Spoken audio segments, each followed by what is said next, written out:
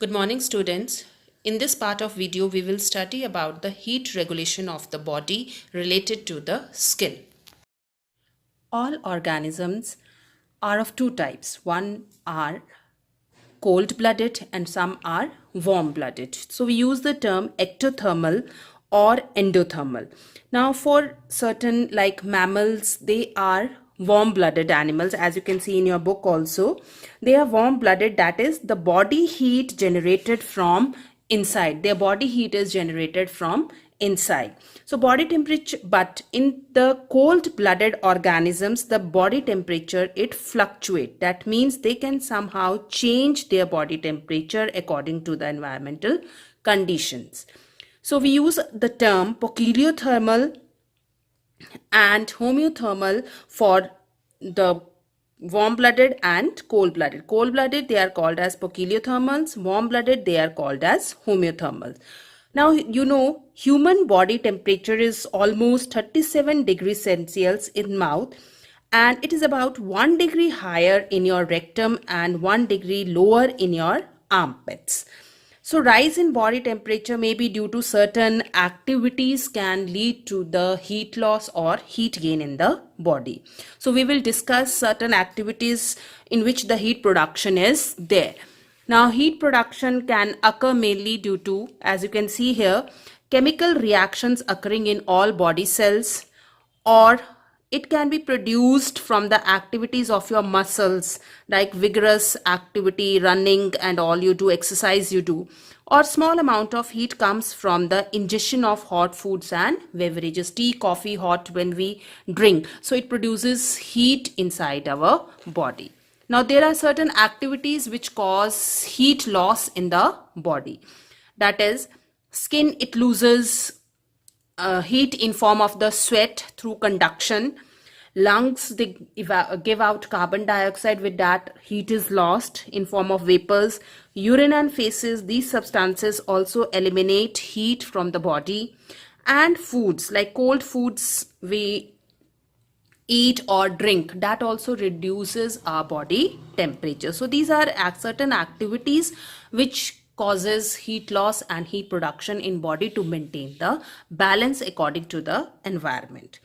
Now we will discuss the temperature regulation, how our body, it regulates the temperature in our body. So principal heat regulating center in our body is located in hypothalamus. Please underline this. The main heat regulating center is hypothalamus, and which is located in your forebrain. So it acts as a thermostat. Thermostat in physics you might have studied, which balances or maintains, equalizes the temperature. So when your body needs heat production, it will switch on. When heat has to be lowered or temperature has to be lowered, this hypothalamus will switch off.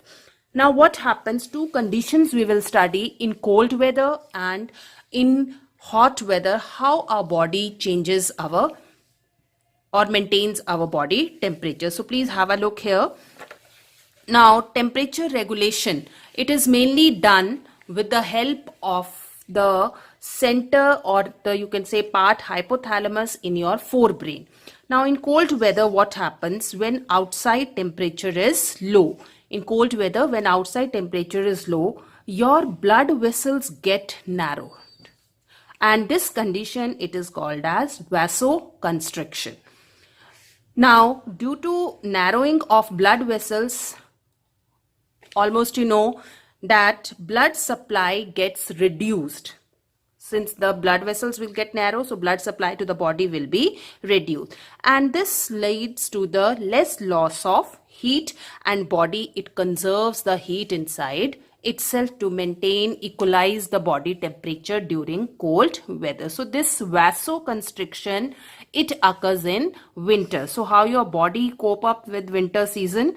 That it keeps the heat inside due to narrowing of blood vessels. Now vice versa happens in hot weather. In hot weather, when outside temperature is high, the blood vessels will dilate, and this condition, it is called as vasodilation. Very important term, vasoconstriction and vasodilation. So vasodilation means dilating of blood vessels. Again, When the blood vessels will dilate, the blood supply will increase. And this will lead to the greater loss of heat in form of sweat.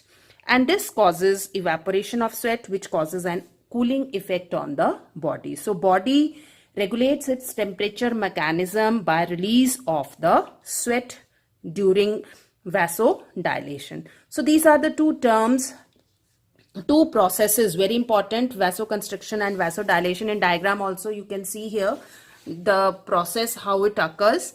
Vasoconstriction due to constricting of blood vessels, vasodilation due to expansion of the blood vessels. So these maintain our body temperature in winters and summer. Now there is a term heat stroke. As you can see here, heat stroke, or we call it as sunstroke, very common term we use. It is a condition in which sweat production is unable to keep pace with its evaporation in very hot winds. So more sweating is there, more heat production is there. So this results in rise in the body temperature, which may sometime be fatal. Like during this humid season, less sweating, less evaporation of sweat is there, and loss of water from the body is gone. So during this season, drinking lot of water and taking little more of salt in summer, that is a good precaution against heat stroke. Now this is the progress check below. You can solve and check your answers from here. So with this we finish our chapter, and please try to solve your back exercises and solutions. I will send you in your WhatsApp class group, and revise your chapter thoroughly, each and every, and diagram of skin here, it is very important. So kindly draw it in your notebook. Thank you.